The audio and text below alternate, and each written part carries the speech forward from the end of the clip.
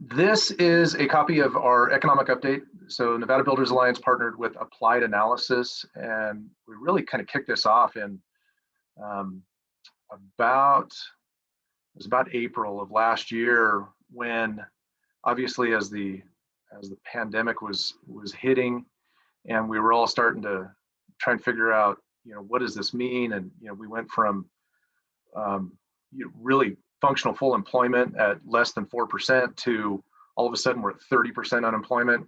And but we knew it was a very dynamic situation, and so we decided we needed to come up with some economic indicators that would give folks a little idea of where it was going. So we started with literally a weekly, it was real-time 4 data points that you could go to our website and you could keep an eye on, and it was the fastest information that we could get was at the federal level, right? So let's just kind of look at broad brush, what's going on with COVID cases, what's going on with unemployment.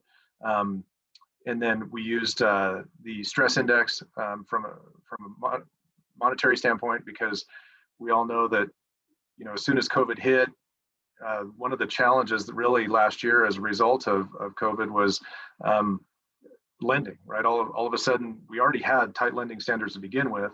And then the lender said, wait, now we need to make sure that you guys aren't losing your job, that's not at risk, that, you're going to hold on. And there's many other nuances associated with that we'll get into. But we needed a way to kind of really gauge what was going on real time. So we came up with a tracker that's on our website, nevadabuilders.org, under economic updates. And so there's the federal stuff. And then once things started to settle down a little bit and we saw some return, then we decided we needed something a little more comprehensive. And so now we do this monthly report that we typically release. We do a monthly newsletter. In the newsletter, we'll put a link to this, and we post it on our website as well. So for any of this information, you can go there.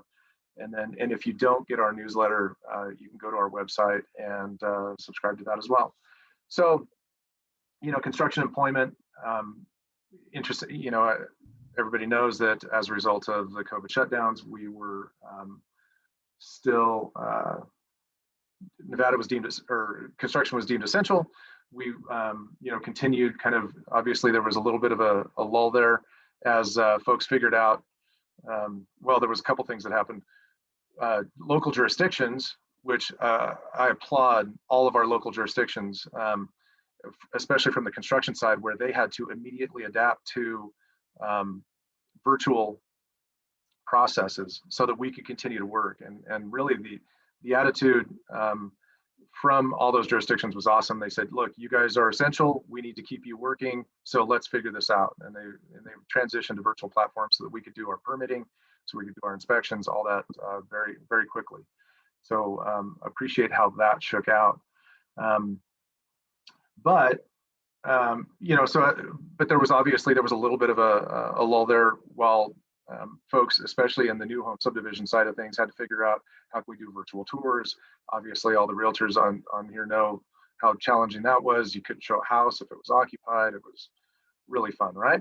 So thankfully, we're kind of getting past some of that. But from a construction employment standpoint, you're going to hear this from me all day, every day. If you've ever heard me talk about the industry and where we're at, construction employment is continues to be our #1 issue. We just don't have enough bodies to get the work done, especially on the residential side. So when you look at the chart that we have here for construction employment, obviously it tapered down a little bit. Now remember, these are statewide numbers, and then we'll kind of drill into some local stuff. But statewide, from a construction employment standpoint, really what you see in terms of that slow ramp down there really had more to do with large projects down in Vegas that wrapped up. One of them being Allegiant Stadium. That employed thousands of people, and as they wrapped up construction on that, there was obviously a couple big projects down there that were put on hold. Thankfully, there were some other ones that they were basically far enough along, like Resorts World. They were too far along, right? They needed to continue, and so that kept it rolling. So we haven't seen as much decline as certainly as a lot of other industries as it relates to employment. And then in terms of new residential units, this is kind of that interesting place we find ourselves in from a housing perspective, that there's all this fear, right, associated with COVID. There's all these jobs lost. There's a lot of sad stories, but at the same time, in Nevada, north and south, we are seeing tremendous demand from on the housing side. So, pre-COVID, we were in the same situation, right? You saw businesses expanding, you saw businesses relocating, they were coming into the state. A lot of economic activity that was driving jobs, that was driving housing demand, and we weren't meeting that demand then. COVID has actually amplified that.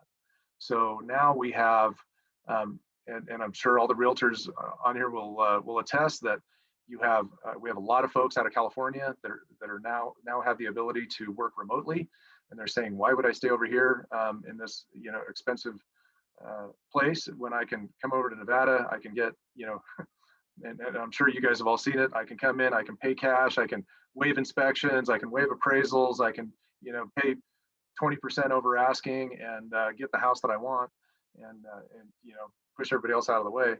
And so that demand side doesn't seem to be going anywhere. If anything, it's getting worse. And so our builders are trying to keep up. When you look at new residential units permitted, we actually saw an uptick, which is awesome. And then taxable retail sales really is a function of all the stimulus money, right, that got pushed out. Thankfully, that did end up getting kind of pushed into the economy, and so thankfully that kind of buoyed our retail sales, which also helped C-tax, which then help support our local government. So what's interesting is that as devastating as the downturn has been, we'll go to the next slide. As soon as I jump here and go there, so our employment's climbing back. Obviously everybody knows we still continue to struggle with the limitations that are being put on our businesses from a COVID perspective. Whether it's, on so many levels, right? Our schools are impacted, our businesses are impacted. So restaurants and bars still at 25%, at least until the February 15th. Hopefully the governor will talk a little bit more about that, but hopefully he uses the data and makes some good decisions there. But our unemployment rate shot up to over 30%. It's starting to work its way down. But this is an interesting time to talk about the differences between North and South. In Northern Nevada, over the last 10 years, you've seen a real focused effort to diversify our economy. And in the South, unfortunately, they've had some tremendous economic diversification down there. They built 20 million square feet of industrial space down there and have brought in all these logistics and distribution companies out of Southern California. But unfortunately, it pales in comparison to the scale of the hospitality industry down there. And so where they are still really, completely dependent on that hospitality industry. And unfortunately, from a state financing standpoint, we're really tied to that as well. But in the North, not so, right? So it is a piece of our economy, but certainly not as significant. So at one point, as we were watching things kind of roll back and starting to come back, you really saw the disparity where there was a 10-point shift between North and South, just as it related to unemployment. So right now, we're actually sitting pretty good. We're back to 7-8%. They're still at 18%. So, and it's all tied to the big resorts and just the massive number of people associated with that. So we're continuing to watch the unemployment rate, but you can see revenues are actually starting to come back up for casino. Single family, we've talked about this before. You see that single family maybe a little bit down, multifamily up. That number goes back and forth. And really it's a function of, we only have so much labor. So if you have a big project, and we'll talk about that as it relates to the local level, but when you have a big project that jumps in and multifamily project, apartment project, that's going to pull labor from what's available to then build single family homes. So all of that weighs into how we are trying to meet the need that's out there. So let's talk about, again, these are state numbers, snapshot for the month. Now let's kind of drill into what we saw in some of the local communities. So Carson City, you know, and this is pretty much a consistent theme, right? The unit sold down is way down. The median price is up, you know, and it makes sense. You know, during COVID, we've got a lot of folks that even if you didn't immediately lose your job, there's still just enough fear there. It's, you know what, let's hunker down. You know, we've got our house, let's stay in it. Let's, you know, focus on our bills and do what we need to do. At the same time, you've got a lot of folks coming into town, you know, like we were talking about that migration, and they're looking for product. So the little product that is out there, we get into bidding wars, everybody's seen it. And so it just continues to push that median price up. So I want to thank my friends at Sierra Nevada Realtors, putting out some great data. So we were able to kind of piggyback off of that. And then looking at the permit data, 2018 was a bit of an anomaly, and sorry, you can't really see the kind of the whole graph there, but it gives you the idea that 2018 was when, you know, we saw some really big apartment projects get permitted, and so that's where it really threw those numbers off. And then we saw a little bit of a correction in 2019, and 2020, where we're really starting to see there, and why there's a bit of a decrease. Really, it comes down to availability of lots, and that is going to be a consistent theme going forward, that our builders, the time associated with getting these projects entitled and developed so that we can actually go vertical is taking so long now, and there's so much risk associated with it that it's going to continue to be a challenge and drive availability on many levels. So that's really what we saw there. Thankfully, in Carson City, there are a couple projects that we're finally getting out of the ground. Lampa Ranch, Ryder Homes is over there moving dirt on phase 1 right now, so we should see those come available quickly. And then you know, Lennar is still doing their thing, and then we still have some smaller projects and some custom and semi-customs that are working in the area. So we'll keep an eye on that. I honestly don't expect big changes in terms of sheer numbers, but again, that demand side, and remember that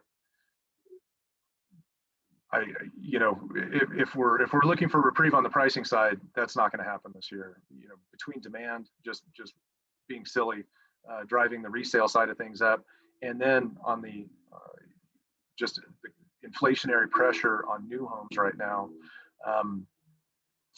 It's absolutely crazy. And so honestly, whether it's Carson or Douglas or Lyon, really the biggest issues that we have right now in the construction industry are workforce, being able to get that stuff done, and then all the manufacturing that was shut down as a result of COVID that's now causing just ridiculous delays in silly things like windows, garage doors, appliances. I don't know if anybody had an appliance go out during COVID, but if you tried to buy a replacement, it was nearly impossible. I went at least 6 months trying to find a freezer, for example. So the same thing's happening for our guys that are trying to get these houses up. So let's go to Douglas County. Again, look at that median sales price, $500,000, and that's crazy, right? So, and again, units sold way down, listings are way down. The days on market just kills me. At a time when there's just, you know, so much stress within our economy, and the fact that real estate is just blowing up. Permits, if you look at permits issued for Douglas County, there were a couple good projects that unfortunately some of those projects actually built out. So it'll be interesting to see if we can actually hit those numbers this year. An interesting point in Douglas County is that 200, remember that there's actually a growth management ordinance in place in Douglas County that caps the number of permits, total number of permits issued to somewhere around 240. So keep that in mind, especially if you're catching the news from down there in recent weeks, where we have a new county commission. We have 2 new county commissioners, and they've been very vocal at how anti-growth they are.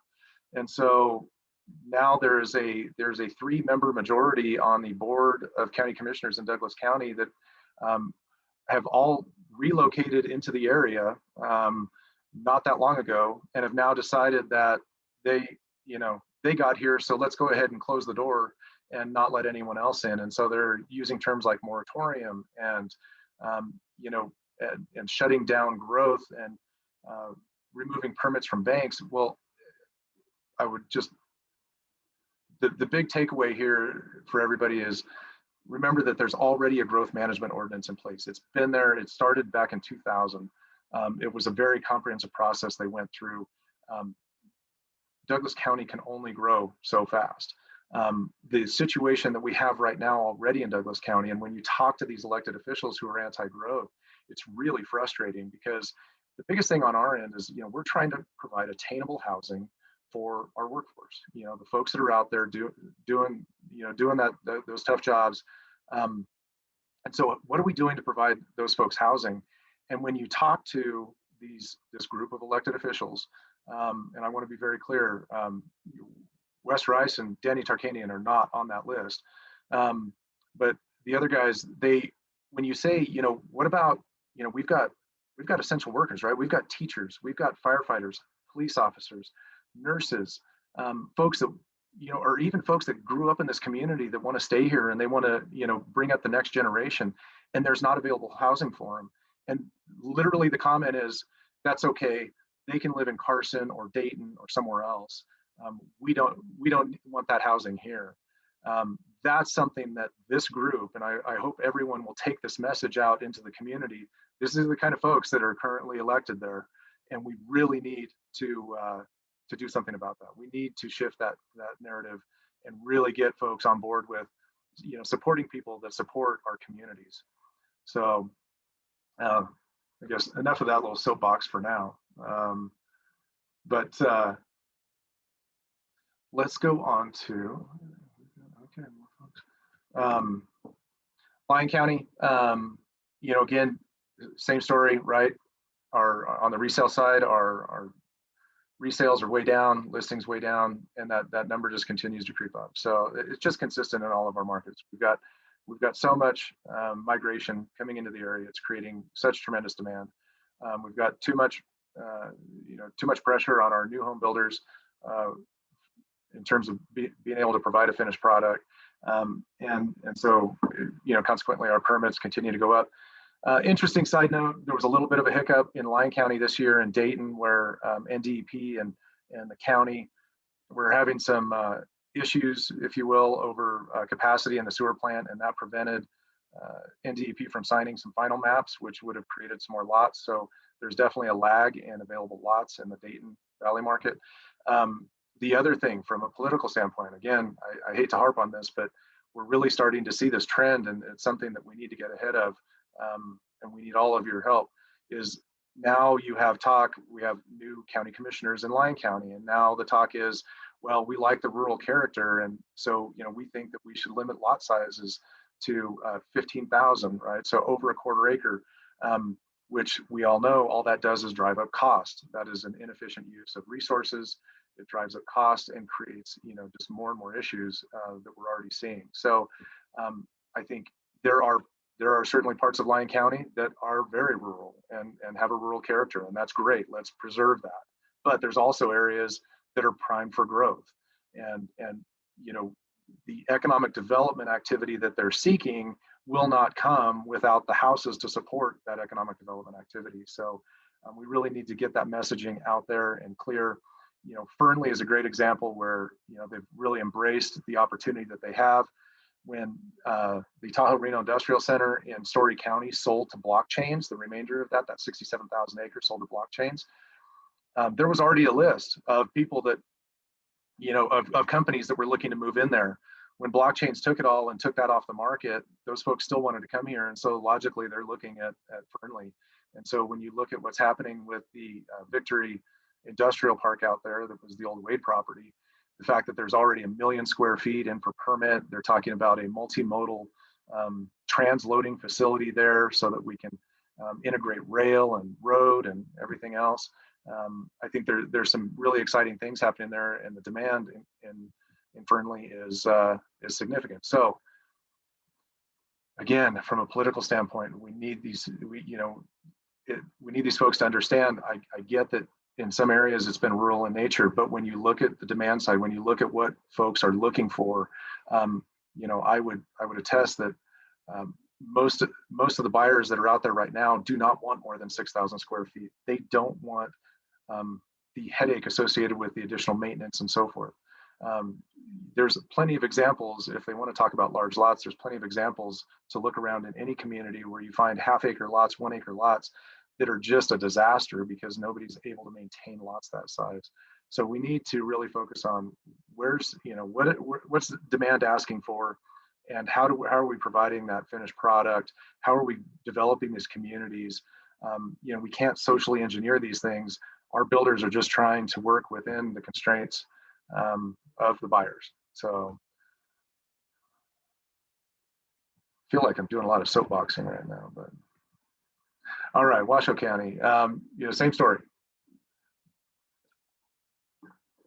And again, that median, look at that median 446 when Douglas County finished at 500.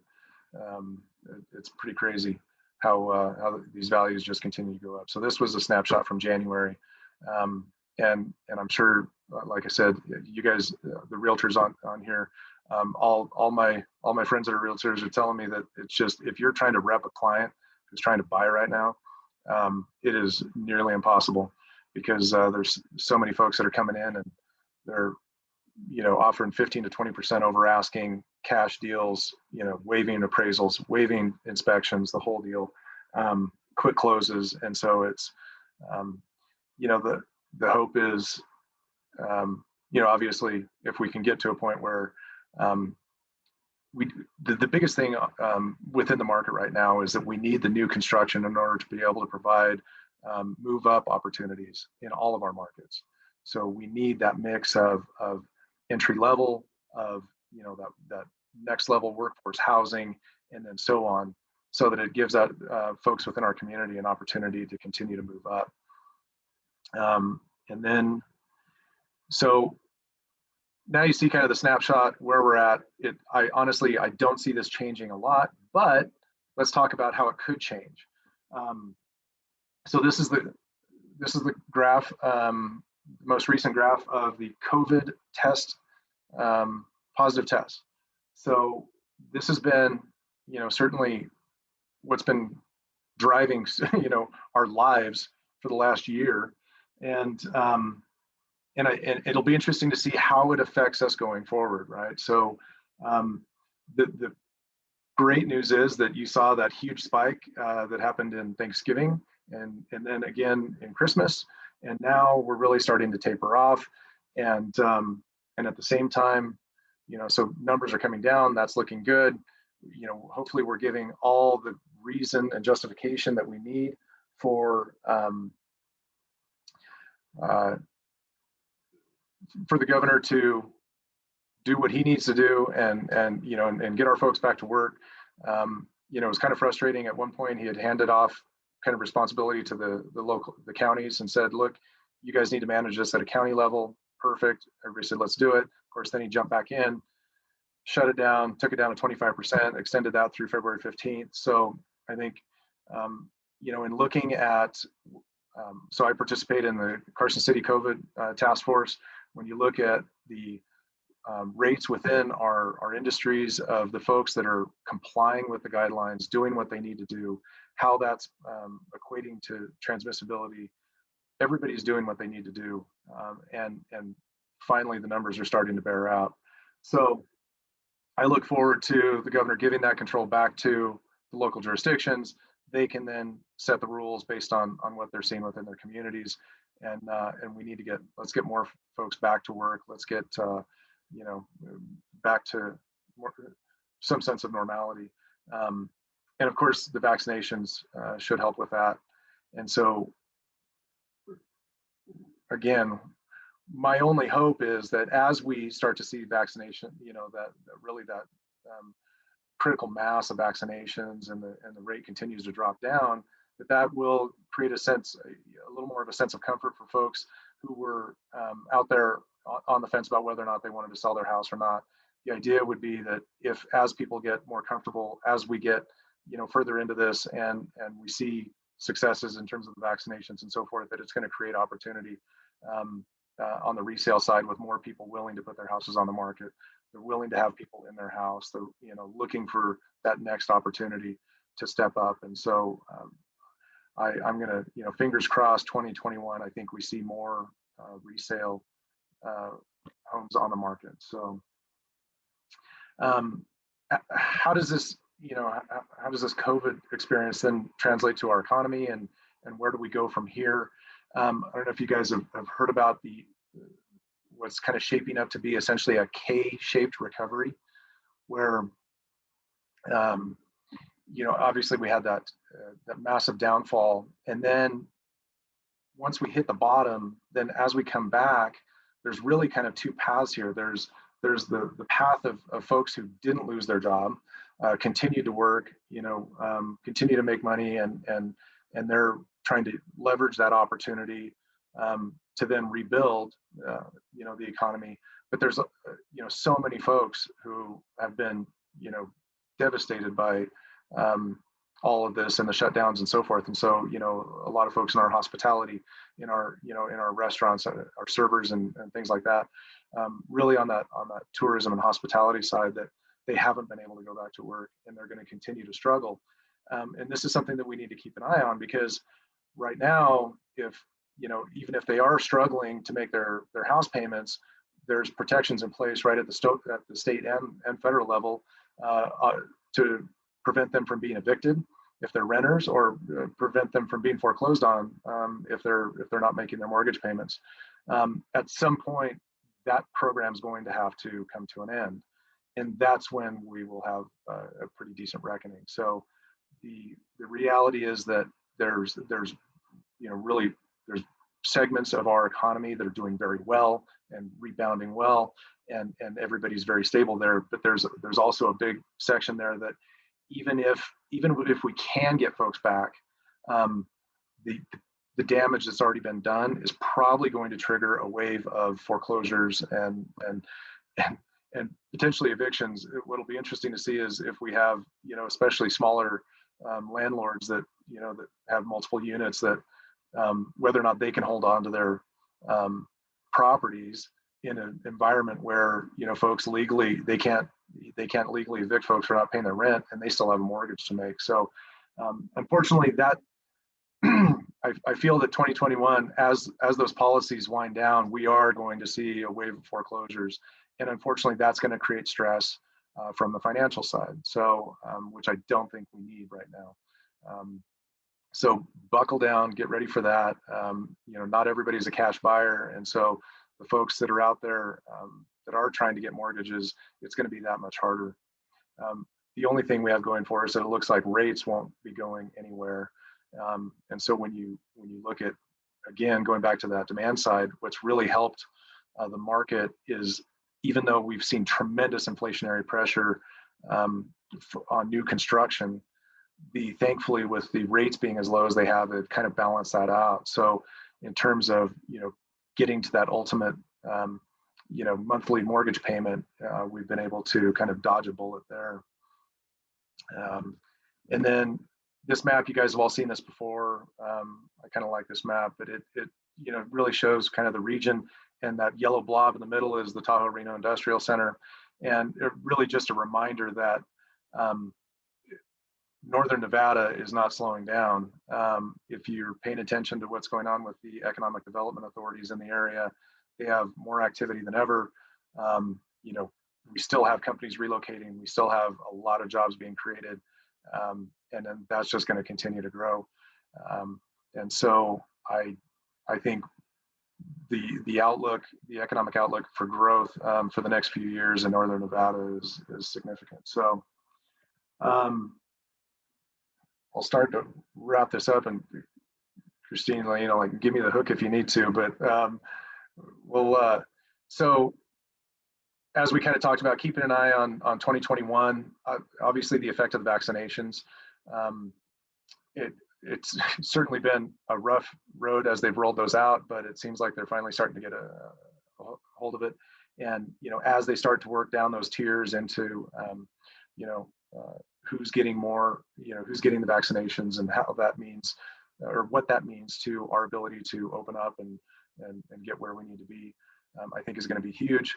Local government, we've had a lot of changes in local government as a result of the last election cycle. I would ask you guys now more than ever, we need everyone paying attention and playing a role, because the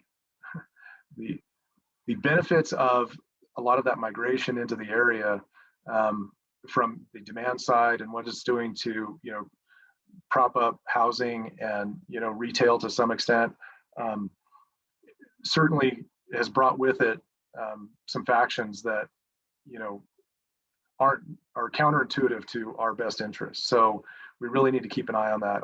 Again, for all the folks that are in and around Douglas County, I would ask you to really stay glued to this issue, because right now, as we're talking, there are conversations going on at the county commission level about trying to shut down growth. And we need to really educate them that there's already barriers in place. You know, it's not going to blow up overnight. This is something that we can manage.